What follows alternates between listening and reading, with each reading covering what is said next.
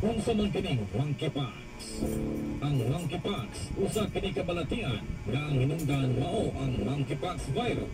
Kini nga virus gitawag ni nga zoonotic infection nga ang pasabot pwede mapasa sa tao gikan sa mananap o pwede usab kini nga mapasa sa laing tao pinaagi sa mga musunod: skin to skin o physical contact, paghalok o pagkikilawas.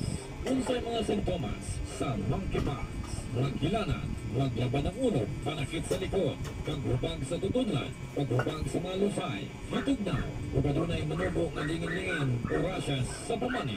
Kung sa'y pamagi, aron kita makalikay o dili matakdan sa monkeypox virus. Magsuot og long sleeve, maghugas kanunay og kamot o gamit sa alcohol. Kung ano na kay mga sintomas sa maong balatian at tugayon sa pinakatuon na balay tambalanan o barangay health center sa iyong lugar. Kini usa ka manungdanong painumdom dinhi lamang sa balitaong serbisyo Mandong Radio.